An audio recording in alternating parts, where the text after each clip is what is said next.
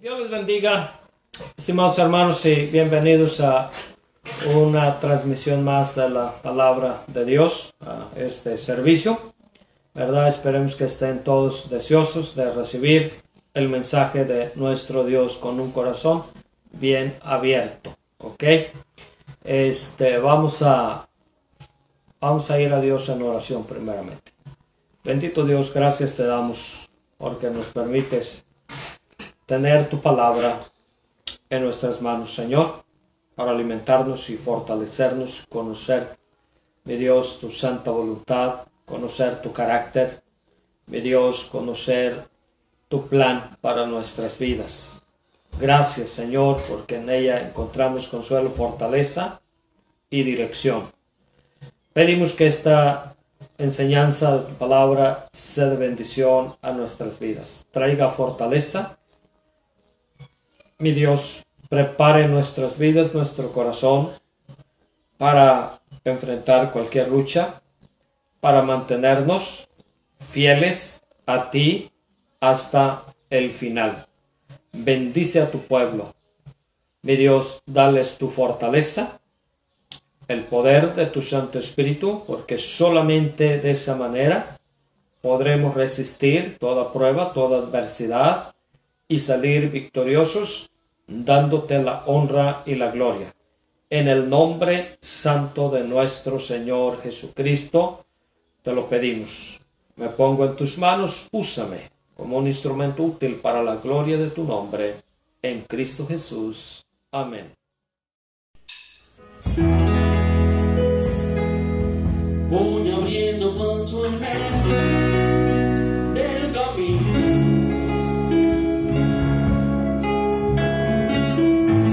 Yo sé lo que me espera al final. Se ha gastado ya mis fuerzas, pero sigo. Tengo la mirada puesta en tu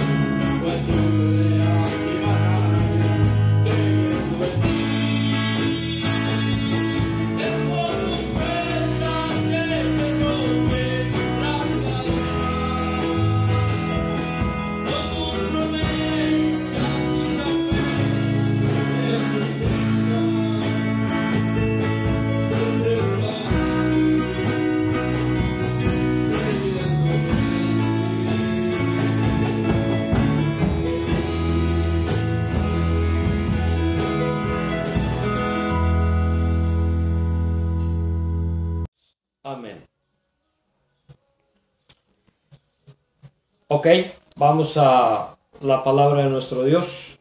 Ahí en Apocalipsis capítulo 2, versículo 8 al 11. Vamos a estar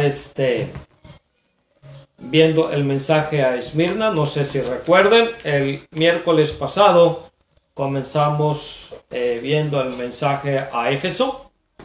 La idea es tomar esta serie de mensajes del mensaje de nuestro Señor Jesucristo a estas 7 iglesias, ¿verdad?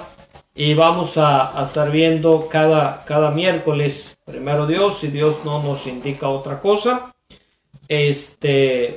un mensaje a cada una de ellas. Esperemos hacerlo. Si el Señor nos indica que hay que quedarnos más tiempo, pues en una sola, pues nos quedamos más tiempo, ¿sí?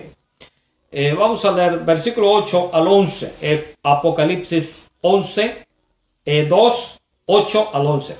Escribe el ángel de la iglesia en Esmirna, el primero y el postrero, el que estuvo muerto y vivió, dice esto: yo conozco tus obras y tu tribulación y tu pobreza, pero tú eres rico, y la blasfemia de los que se dicen ser judíos y no lo son, sino sinagoga de Satanás.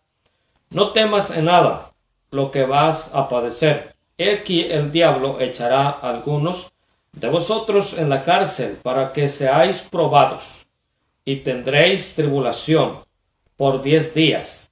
Sé fiel hasta la muerte, y yo te daré la corona de la vida. El que tiene oído, oiga lo que el Espíritu dice a las iglesias. El que venciere no sufrirá daño de la segunda muerte. Esa es la promesa a su iglesia. Amén. Vamos a ver este precioso mensaje. Esta es una iglesia excepcional, especial, única, ¿verdad? Única. Dentro de las 7 iglesias aquí mencionadas. Y es la única que no se le reprocha, no recibe ningún reproche, solamente elogio. Solamente el Señor está dando un mensaje de ánimo a esta iglesia de Esmirna, ¿ok? De Esmirna. Antes de entrar, de ir de lleno a lo espiritual de la iglesia, haremos un poco de información. Esmirna es el nombre de la ciudad, de la comunidad. Amén. De la comunidad. Esmirna significa mirra. Amén. Mirra. Esta sustancia que se traía también de la India, ¿verdad? Para hacer perfumes especiales. Un perfume único, ¿verdad? Que se usaba para ungir, ¿verdad? A reyes, para ungir difuntos, y se regalaban también los padres, ¿verdad? A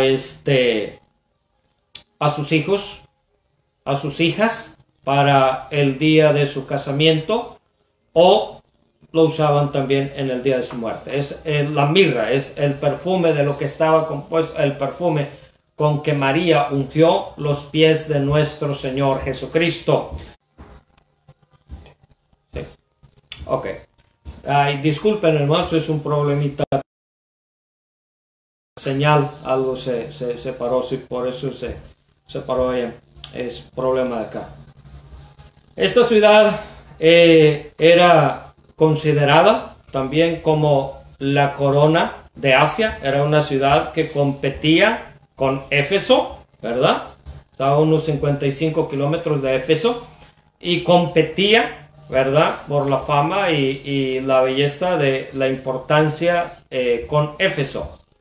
Fue coronada, ¿verdad? Era considerada como la corona de Asia Menor o la flor de Asia, porque era una ciudad muy, muy bella, muy hermosa, ¿verdad? Entonces, una ciudad muy importante. Es la primera, también, es la primera ciudad donde se edificó un templo a Tiberio César, el rey o gobernador de Esmirna, que además compitió, 12 ciudades compitieron por este derecho ante Roma.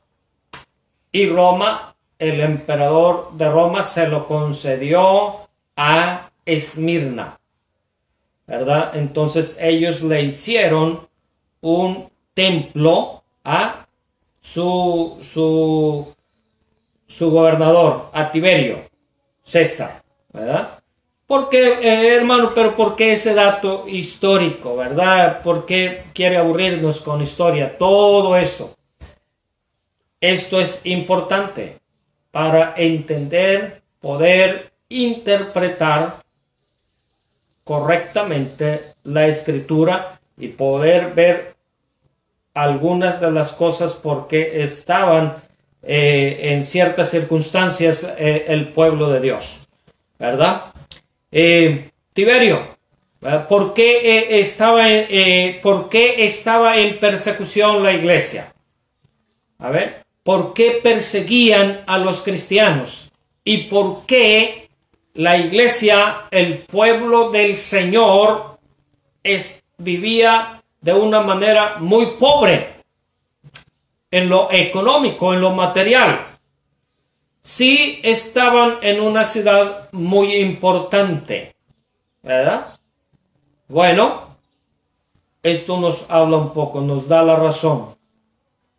Una, porque los cristianos ahí, que eran fieles a su Señor Jesucristo, a ver, a su Señor Jesucristo, se rehusaban a adorar a Tiberio, al emperador, como su Señor, como Kairos, ¿verdad? En griego, ¿verdad? Se rehusaban a adorarlo.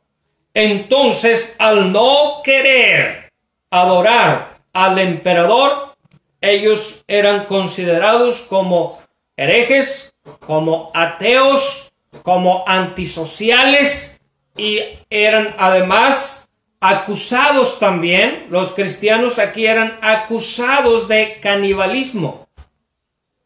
¿Por qué? Porque cuando ellos celebraban la Santa Cena, ¿verdad? Y ellos lo celebraban a puerta cerrada, ¿verdad? Entonces, si alguien decía, esta es la carne, este es el vino, cosas simbólicas de nuestro Señor Jesucristo, entonces, por eso, de ahí se agarraron, empezó la difamación para acusarles y condenarles, y eso, estas razones, estas dos, fueron una de las dos principales razones, que ellos, muchos de ellos fueron desposeídos de sus posesiones, no encontraban trabajo, y muchos fueron muertos por esta causa, sobre todo por no querer adorar al emperador. La historia misma nos dice, nos da este dato, usted puede consultarlo en internet, ahí está todo. El apóstol, el pastor de esta iglesia, a ver, el pastor de esta iglesia fue Policarpo, un discípulo de nuestro Señor Jesucristo. Perdón, un discípulo de Juan el Amado. Juan el Amado, el amigo íntimo de nuestro Señor Jesucristo. Policarpo fue el pastor de esta iglesia. Dice la historia que por un tiempo Policarpo, ¿verdad? Finalmente él se entregó, ¿verdad? Y cuando era un anciano ya, y le dijeron nada más, niega a Jesús y confiesa que Tiberio es el Señor, es el amo, y tú vas a vivir. Maldice a Jesús. Y este siervo de Dios contesta, 86 años he servido a mi Señor y Salvador y jamás me ha hecho mal. ¿Cómo podría yo renegar de él ahora? Estoy listo para ir a la hoguera. Esa es la historia que él mismo se metió a la llama y murió por nuestro Señor Jesucristo, por su Salvador. Entonces, esta iglesia tenía el testimonio, sobre todo de un Salvador que fue fiel a toda la obra que el Padre le encomendó. Conocía a su Salvador, el Señor Jesucristo. Tuvo un pastor fiel que amaba al Señor Jesucristo y fue fiel hasta la muerte. Murió por su causa. Entonces, esta iglesia fue animada por el testimonio de este y otros mártires más, ¿verdad? Que estuvieron dispuestos a dar su vida por el Señor Jesucristo. Debemos de revestirnos de esa misma convicción, de esa misma determinación. Es decir, como Pablo, para mí el vivir es Cristo y el morir es ganancia. Sea que vivamos o sea que muramos, somos del Señor y vamos a vivir para el Señor. Esa debe de ser nuestra determinación. Hay muchas cosas más que podríamos decir sobre la ciudad, la historia y la historia de esta iglesia, pero vamos a ir un poco más de lleno al texto así. Y escribe, dice el versículo 8, y escribe al ángel de la iglesia en Esmirna, el primero y el postrero, el que estuvo muerto y vivió y vivo, dice esto. En cada una de las iglesias, el Señor se presenta de una forma diferente. Nos habla de un aspecto que tiene que ver con su carácter y que tiene que ver también con al mismo tiempo con la necesidad de la iglesia, que tiene que ver con el mensaje que el Señor quiere comunicar a su iglesia. Amén. Entonces, primeramente vemos aquí que dice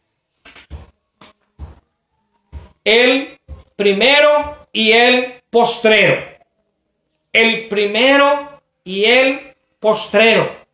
¿De qué nos está hablando aquí? No, esto tiene que ver con la eternidad de Cristo, con este atributo, amén, de nuestro Señor Jesucristo, con que Él es el eterno, que Él ha existido siempre y existirá por toda la eternidad. ¿Qué quiere decir el Señor Jesús con esto?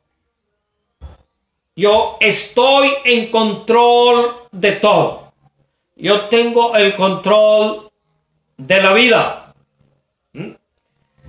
Conmigo hay vida para siempre, hay vida eterna, hay salvación eterna. Eso es lo que a su iglesia, es lo que el Señor quiere comunicarnos a nosotros. Así de que no hay por qué vestirnos de luto. El Señor está vivo. Él es eterno. Él no es de ayer. Amén. Él conoce. Amén. Nuestro pasado.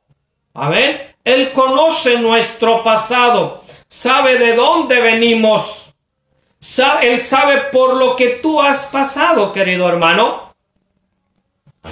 Y también sabe por lo que vamos a pasar.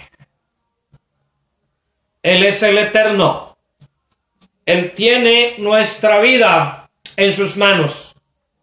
Así como conoce el pasado mejor que nosotros, Él conoce nuestro futuro. Tú y yo quizás conocemos algo de nuestro pasado, recordamos algo de nuestro pasado, aunque no lo recordamos todo, no lo sabemos todo, pero no sabemos nada del futuro, excepto los que estamos en Cristo, que sabemos que tenemos una mansión en el cielo, pero nuestro futuro aquí no lo sabemos, no lo sabemos.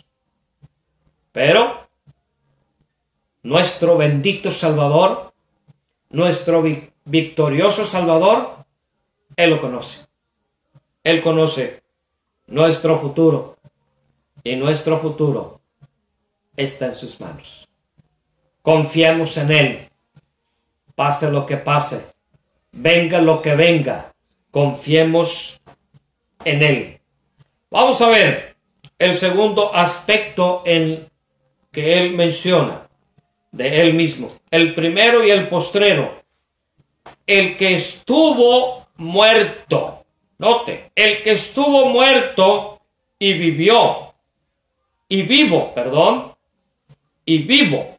Dice esto. El que estuvo muerto. Quiere decir, yo soy quien conquistó la muerte. Yo está animando a esta iglesia, a estos cristianos que están enfrentando la muerte, que están enfrentando la muerte. Algunos creen que esto también tiene algo que ver con la cultura de la ciudad. Puede ser que sí. Pero yo voy más por el mensaje espiritual que Él tiene. Si es en cuanto a la cultura, bueno, déjenle doy el dato. Es porque esta ciudad, Esmirna, fue fundada en el siglo XII antes de Cristo.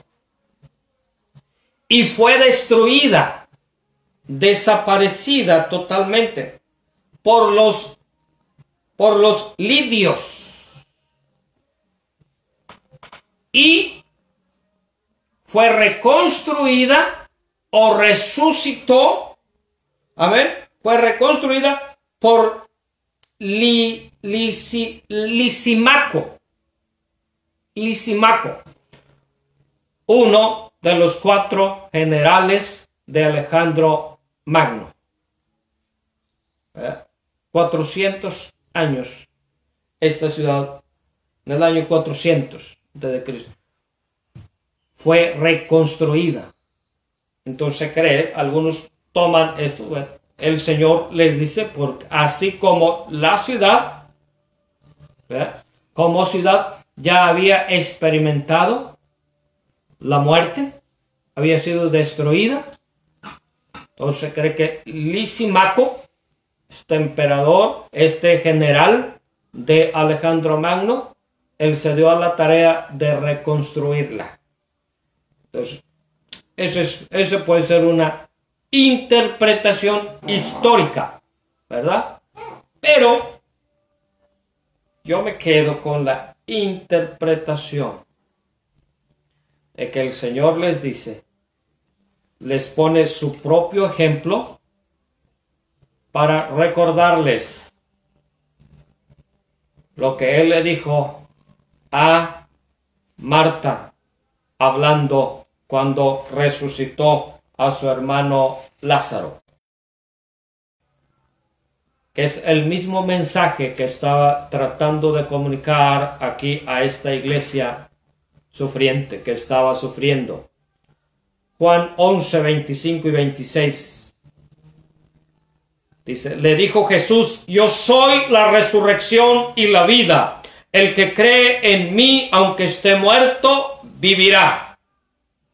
Y todo aquel, note, y todo aquel, no era nada más para Lázaro, y todo aquel que vive y cree en mí, no morirá eternamente. No morirá eternamente. Entonces, yo creo que este es el mensaje, amén, que el Señor Jesucristo ahora, Él le está diciendo a la iglesia de Esmirna. Puede ser que pases por la muerte así como Lázaro, ¿verdad? Pero yo te voy a volver a una vida, y mejor que la de Lázaro, porque a Lázaro lo resucitó, pero volvió a morir. Pero la esperanza de resurrección que nosotros tenemos es para resucitar a una vida eterna y a una vida plena. Para empezar en realidad a vivir y a disfrutar de Dios y todo lo que Dios tiene para nuestras vidas. Dice el verso 39 y 40 del mismo Juan 11. Dijo Jesús, quitad la piedra. Marta, la hermana del que había muerto, le dijo, Señor, ya porque es de 4 días. Jesús le dijo, ¿no te he dicho que si creyeres, verás la gloria de Dios? Marta, Marta, tan incrédula. No importa que tanto apeste nuestro problema, nuestra necesidad, lo que nos oprime. Cristo es poderoso para quitarlo. ¿Por qué? Porque Él ya trató con la muerte. Amén. Él ya venció la muerte. La muerte por Él es un enemigo vencido. Él ya lo venció, y en Jesucristo usted y yo tenemos esperanza o garantía de resurrección, y tenemos garantía de vida eterna. Entonces, confiemos en esto. Yo me quedo con esta interpretación preciosa, que Él tiene el poder sobre la muerte y Él vive para siempre. El que estuvo muerto, amén, pero vivo, dice nuestro Señor. Amén. Gloria a Dios. Ahora pasemos a un aspecto más. Versículo 9. Yo conozco tus obras. Yo conozco tus obras. ¿Qué simplemente quiere decir? Conozco las buenas cosas de tu vida. Conozco tu tribulación. Conozco por lo que has hecho. Conozco tu fidelidad. A ver, conozco tu fidelidad, tu fidelidad. Está diciendo, yo aprecio eso. Eso es lo que está diciendo el Señor a su iglesia para animarla. Nada pasa sin que yo no esté al tanto. Él está al tanto de todo lo que pasa en nuestras vidas, sea bueno o sea adverso. Y en todo, Dios tiene un propósito santo y bueno, aunque el proceso no sea agradable, aunque el proceso sea doloroso, Dios tiene un plan perfecto y bueno para sus hijos. Al final, vamos a poder decir, como el salmista del Salmo 119, bueno me es haber sido afligido. Yo andaba descarriado, mas ahora guardo tu palabra. Yo conozco tus obras. Tribulación. Y tu tribulación, lo que estás sufriendo, le está diciendo a la iglesia, yo conozco. Amén. Yo sé. Amén. Lo que tú estás sufriendo. Yo conozco, Esmirna, yo conozco tu dolor. Hermano, Dios te dice, Dios conoce tu dolor, Dios conoce tu adversidad. Él no es ajeno. A ver. Y si hay alguien que puede decir, yo pasé por ahí, es nuestro Señor Jesucristo. Cuando a ti te duele algo, Él ya sintió ese dolor. Cuando tú eres menospreciado y despreciado, Él ya fue menospreciado y no fue valorado. Cuando tú sufres maltrato, Él ya sufrió el maltrato más grande, inigualable. Por eso Él puede decir, yo conozco tu tribulación.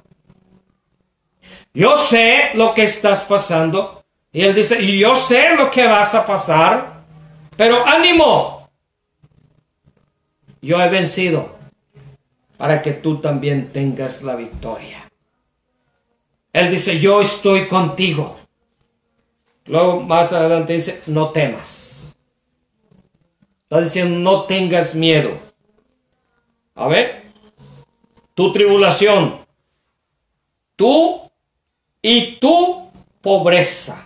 Yo anoté como 11 cosas, 11 observaciones, amén, que Juan hace de esta iglesia. Déjenlas menciono aquí rápidamente. Dice, tus obras, tu tribulación, tu pobreza material, pero también tu riqueza espiritual.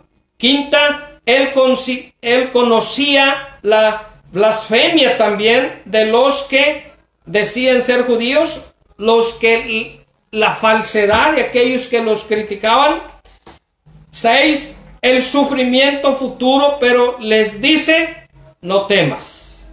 7, el diablo echará a algunos en la cárcel. Él sabía lo que venía, lo que el diablo estaba intentando hacer, por lo que iban a pasar. Y una vez más ahí en el versículo 10, para que seáis probados por 10 días. Él conoce también el fin de la tribulación. Dice, exhorta a ser fieles hasta la muerte. 8, los fieles hasta la muerte recibirán la corona de la vida. Él promete una corona de vida. Él anima a su pueblo. Él está al tanto de todos. Lo que pasamos, lo que sufrimos. Dice, tu pobreza. Está diciendo, yo conozco tu necesidad. Tu necesidad.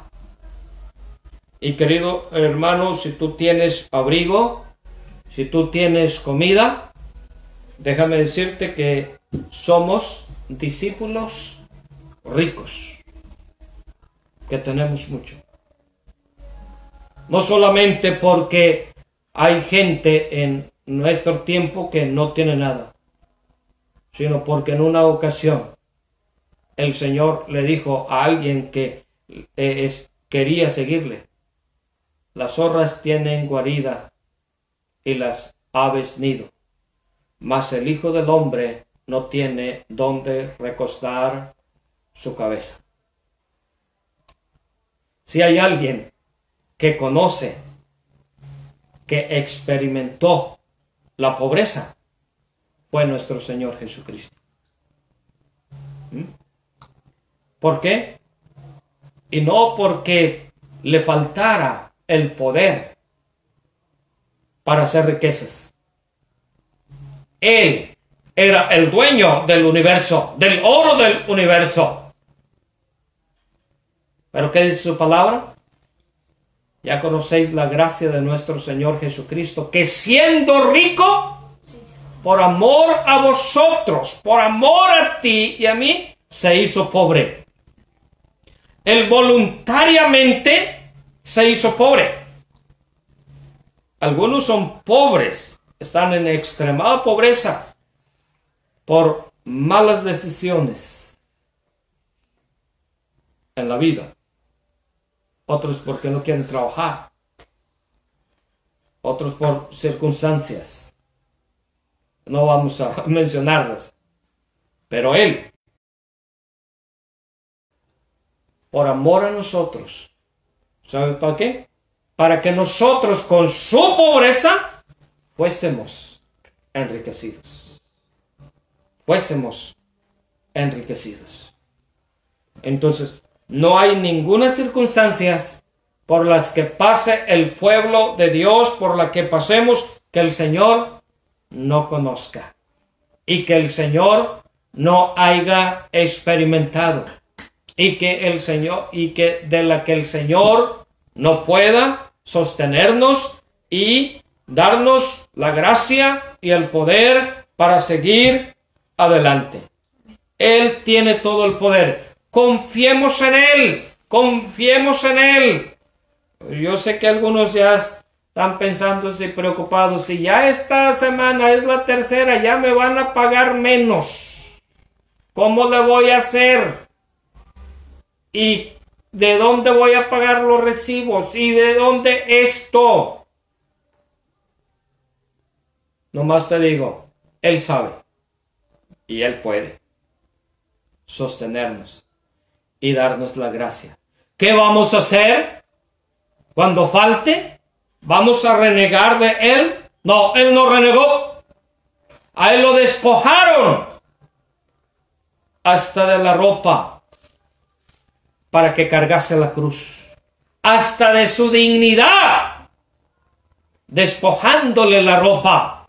Era una afrenta.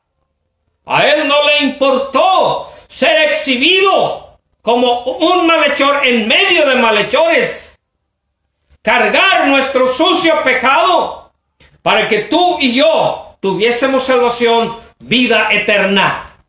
Él lo dio todo. Si hay alguien que ha experimentado verdadera pobreza, ese es nuestro Señor Jesucristo. Él sabe de pobreza y Él venció y agradó al Padre y pudo decir: consumado es.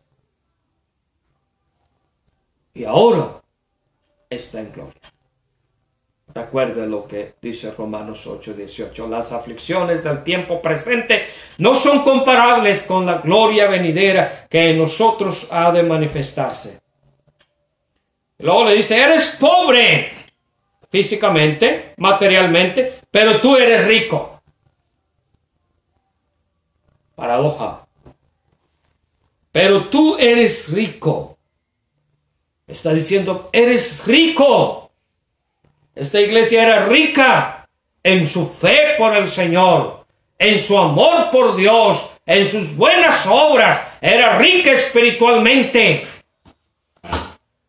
Pero mucho me temo que muchos de nosotros hoy en día, aún como cristianos, vivamos vidas miserables, vidas pobres en los dos aspectos. Muchos de los ciudadanos de Esmirna, que no querían nada con Cristo, eran ricos materialmente. Los creyentes eran pobres materialmente, pero tenían la riqueza del cielo, tenían la riqueza espiritual. La pregunta es, ¿tú y yo tenemos la riqueza espiritual? ¿O somos pobres en los dos aspectos? Esa sería la peor pobreza. Alguien dijo, el que no va al cielo está arruinado aquí y arruinado en el infierno. Que Dios nos libre, sobre todo, de la pobreza espiritual. La pobreza material no es la peor. La peor es la pobreza espiritual. Y decir ser una cosa y ser otra. Que Dios nos libre. Esa es la peor pobreza. A esa es la pobreza que debemos de tenerle miedo. De llegar a carecer de la paz del Señor. De la presencia de Dios en nuestras vidas, del poder de Dios en nuestras vidas, de la sabiduría de Dios en nuestras vidas. Esa sí sería una seria pobreza para dar lástima. Pero no el que nos falten recursos materiales. Se batalla un poco. Pero si tú tienes a Dios, tú vas a salir adelante, mi hermano. Ánimo. Pero tú eres rico. Dice, y la blasfemia de los que se dicen ser judíos y no lo son, sino sinagoga de Satanás. Y la blasfemia de los que se dicen ser judíos y no lo son. Algunos decían ser judíos, descendientes del linaje divino de Dios, pero al mismo tiempo seguían rechazando y oponiéndose al Señor Jesucristo y a su obra. Entonces a eso les dice que eran sinagoga de Satanás. A otros también, según la cultura de la ciudad, también se dice que algunos decían ser judíos, porque los judíos gozaban de cierto privilegio en Esmirna, porque un grupo de judíos había dado una gran cantidad de dinero para que la ciudad fuera reconstruida. Entonces, por eso creo que eran estimados. Ahí eran respetados ciertos judíos. Amén. Y el Señor dice que eso, pero para él era sinagoga de Satanás. Dios no estaba ahí en sus reuniones. El que estaba ahí era el enemigo. Entonces, que Dios nos ayude a ser en verdad pueblo de Dios. Y luego dice, viene aquí la gran palabra de ánimo. No temas en nada lo que vas a padecer. No temas en nada lo que vas a padecer. Luego les dice, he aquí, el diablo echará a algunos de vosotros en la cárcel para que seáis probados y tendréis tribulación por 10 días. Sé fiel hasta la muerte y yo te daré la corona de la vida. No temas en nada. Hay como 365 frases en toda la Biblia. No temas. Una para cada día. ¿Por qué? Porque Dios también conoce nuestra naturaleza. Amén. Dios conoce nuestra naturaleza. Que sí tiende a temer. Tendemos a asustarnos. Pero el Señor, tu Salvador, el victorioso, te dice, no temas lo que vas a padecer. Yo estoy contigo. Amén. Y dice Pablo, en Cristo somos más que vencedores. No temas lo que vas a padecer. Pero ¿cómo? He aquí el diablo echará a algunos de vosotros en la cárcel. Dice, para que seáis probados y tendréis tribulación por 10 días. Aquí 10 días no está hablando de 10 días literales. Es un número simbólico. 10 significa simplemente por corto tiempo. Eso es lo que significa. Y luego viene la exhortación, el ánimo. Sé fiel hasta la muerte y yo te daré la corona de la vida.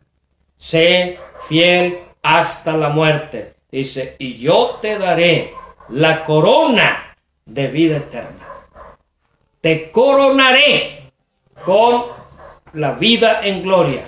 Dice, hay otro texto, y luego dice, sé fiel hasta la muerte, yo te daré la corona de la vida. El que tiene oído, oiga lo que el Espíritu dice a las iglesias. El que venciere no sufrirá daño de la segunda muerte. Ese es. No sufrirá daño de la segunda muerte. El que nace solamente una vez morirá 2 veces. Pero el que nace 2 veces morirá solamente una vez. Si nosotros nacemos espiritualmente, amén, una segunda vez viviremos. Amén, no moriremos la segunda muerte. ¿Cuál es la segunda muerte? La eterna condenación. Apocalipsis 20, 11 en adelante y 20. Ahí está bien claro que es la segunda muerte. La eterna condenación. Donde solamente vas a existir para sentir su dolor en el infierno, pero no tendrás vida, sino que tendrás existencia. Porque vida solamente se tiene con Cristo. Así de que, ánimo hermano, en el nombre de Cristo, sé fiel, se ama a nuestro Señor Jesucristo. Tomemos la decisión. Pasemos por lo que pasemos, quedémonos fieles a nuestro Señor Jesucristo. Él conoce todo lo que por lo que estamos pasando y Él tiene el poder sobre toda circunstancia. En el nombre de Cristo, ánimo. Vamos a orar. Gracias Dios por tu santa y bendita palabra. Te alabamos y te glorificamos porque eres bueno y para siempre es tu misericordia. Gracias porque tú no eres ajeno a nada por lo que pasan tus hijos. Nuestra vida en tus manos, confiamos en ti para encontrar descanso y fortaleza. Danos el poder para seguir adelante en el nombre de Cristo. Amén.